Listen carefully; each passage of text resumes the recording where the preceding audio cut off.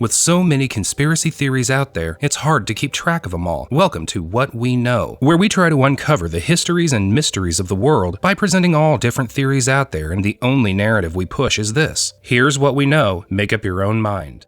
In 1600, Italian philosopher, mathematician, and astronomer Giordano Bruno was killed by the Catholic Church in the Inquisition for believing that the universe was infinite and that it would have many solar systems and many inhabited globes. It was considered a heresy to think that the Earth wasn't the center of the universe, and Giordano Bruno ended up burned with nails in the tongue, never to blaspheme again. However, 400 years later, the same Vatican that condemned Giordano Bruno to the holy fire is now considering that the universe is just too big to humans.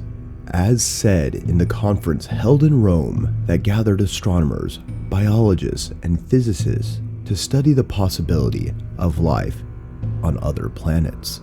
The question remains is, what will be the theological implications if the Vatican ever accepts the fact that there may be life on other planets?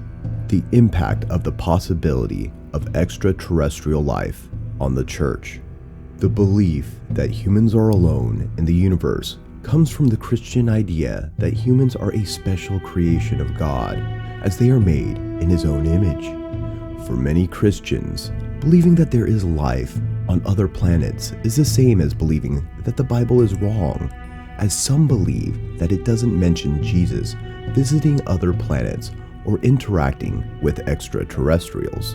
So how could aliens live under the same rules as humans if they don't know Jesus?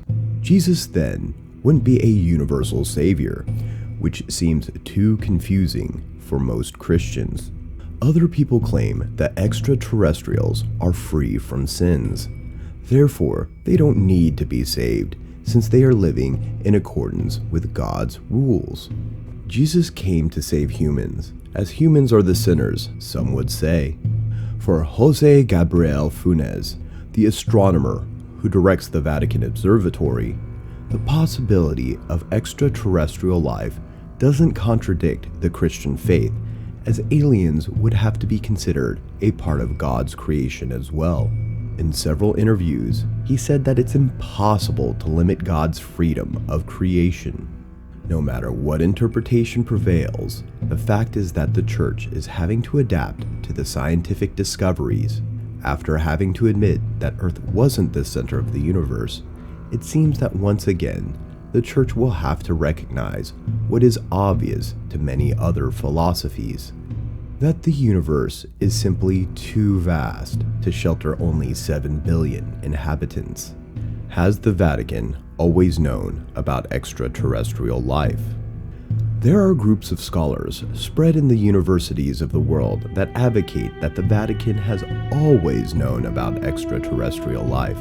The archives of the Vatican are filled with references to aliens that date back to ancient times. The Vatican also holds a large collection of images, sculptures, and paintings that contain references to apparitions of UFOs and even indications of alien visitors in the past. The documentary Secrets of the Vatican, directed by Timothy Green Bergley, brings information about UFO sightings over the Vatican, among other useful information that suggests that the Catholic Church knows much more about extraterrestrials than most people would imagine. So why would the Church hide this from humanity? There are plenty of books available that explain reasons behind it, including the controversial book by Eric John Phelps, Vatican Assassins, Wounded in the House of My Friends, Halakon Unified Services 2001, which talks about the political ambitions of the Vatican and the truth hidden from the eyes of the public. The divine matrix is a kind of electrical network, or rather a kind of quantum mesh that connects our entire universe, and which in turn is made up of a network of many of these filaments, synapses, that are also present in our brain. In 1944, Max Planck, the father of quantum theory, stunned the world when he said that all things are pure energy, and so are we. Everything is simply energy. According to researcher Gregg Braden, who has dedicated more than 20 years of research to this type of study, recent discoveries include evidence that the Planck Matrix really exists and that it is the divine matrix. Planck said this matrix originates from stars, rocks, DNA, life, and everything that exists. Microscopically, there is nothing physical. Everything is vibration. Everything is the effect of condensed energy. We live in a universe full of vibrations, and our body is made of these vibrations of energy that we constantly emit. Is the Vatican involved in the biggest fraud against humanity? What if aliens really did exist? A higher intelligence that would be at the origin of religions. This would explain certain similarities, particularly architectural ones scattered across the planet or in terms of legends, prophecies, and mythologies. Also, hadn't the Vatican talked about baptizing foreigners if they came to us? So why not? What if there was something to think about?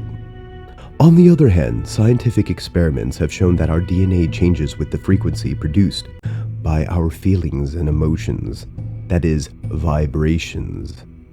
This shows us a new way of seeing things.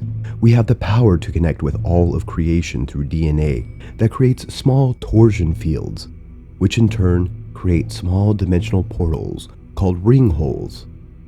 From these portals emanates a powerful energy that is a part of us. This powerful energy appears to be a dense network connecting all matter, while we basically influence this network through our vibrations. Experiments have discovered that the highest frequencies of energy are those of love, and that they have an impact on the environment. They make material changes that occur in our DNA and in our closest environment. This has deep meaning, and we have far more power than we can imagine. We have always heard of that power that we possess, mainly through the Bible, but that information has never been made public, since it is a power that is part of human beings. But it was abolished by the church, hidden by the church to make us weak and malleable. Everything has changed since the Qumran or Dead Sea manuscripts were discovered. The Isaiah Code in 1946. Attributed to the prophet Isaiah, it seems that it was written more than 2,000 years ago. One of the manuscript texts describes everything that quantum science began to understand only a few years ago, namely the existence of many possible futures for each moment of our lives. Lives that most of the time we have unconsciously chosen. We can create and change timelines. Timelines are fragile, space-dimensional sequences that are still at rest, waiting to be awakened by our decisions made in the present. The quantum sequences of the timelines are connected to the matrix and the magnetic portals. The Isaiah Code describes precisely these possibilities in language that is only now beginning to be understood. Isaiah describes quantum science through the manuscript with simple and clear examples.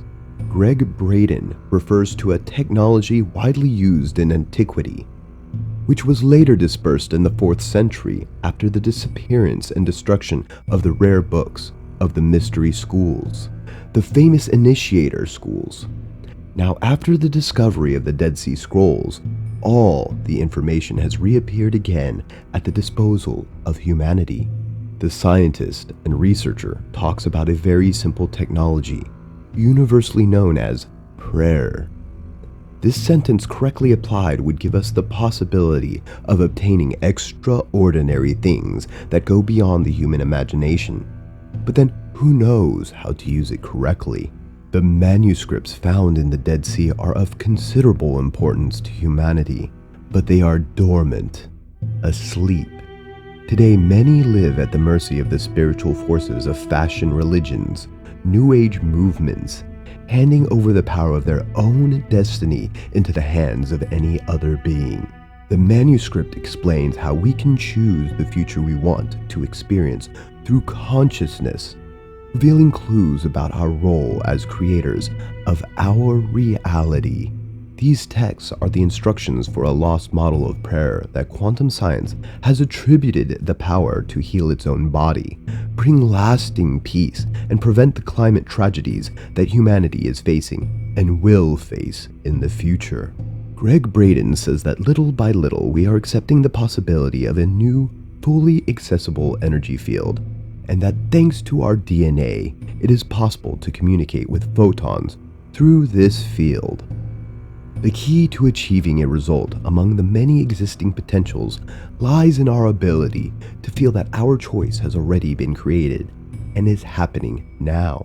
Seeing prayer as a feeling, this path leads us to find the quality of thought and emotion that produces such a feeling. From this point of view, our prayer based on our feelings is no longer something to win, and it becomes something to accept, and that the desired result has already been created. The church and the powers have blocked and rectified this manuscript to enslave and continue dominating the entire world. Where are the manuscripts? We don't know. But let's get closer to the truth, because the truth is the only thing that will set us free. There has been a lot of talk about the hypothesis that man may have some form of supernatural power or the ability that exceeds his intelligence. But does the Vatican know anything about it? There is rumor of the existence of a manuscript more than 2,000 years old, written by Isaiah. These documents would have been found in the Qumran caves and later hidden by the Vatican of popular knowledge. The content censored to the public would have a high knowledge of quantum physics and could explain many questions that even the most advanced scientists are still asking today. What is the content of these writings supposedly hidden by the Vatican? According to leaks, the texts speak of possible simultaneous realities for each individual on this planet. These variations of realities would be created simultaneously by chosen unconscious decisions. Each reality would remain asleep until activated by the correct decision that we choose. It is also established that each human being could have the ability to visualize his future, managing to influence possible realities that have not yet occurred in his life. This is totally related to the phenomenon of seers, since they have the awakened gift of remote vision, the connection of the mind with the future and the time that allows them to make a very accurate visualization of events that have not yet happened. The latest advances in quantum physics today allow us to give a more realistic context to these phenomena and could even give them a scientific explanation. The secret documents would be alerting us to supposed sleeping capacities that could radically change the way we live or make decisions. Does the human being have a determining role in the creation of reality? Apparently, the answer is a resounding yes. The higher the level of consciousness, the more influential reality can be. So don't you think it makes sense that only a small group of people have the gift of conscience and of being able to manipulate reality at their whim and convenience? Could this not explain the blatant censorship of thousands of secret documents? Not to mention the destruction of ancient and sacred information. What is your opinion after knowing these speculations? Do you think there may be a connection to all this? Do we have an inner power that the upper echelons of power do not want to awaken? If you enjoy this video and want to see more like it, please consider subscribing to us and hitting the like button. Feel free to write a comment below and suggest which theory you want to see next. If you'd like to further support this channel, please consider joining. Our membership link will be found in the description box below. We appreciate your support, and as always, thanks for watching.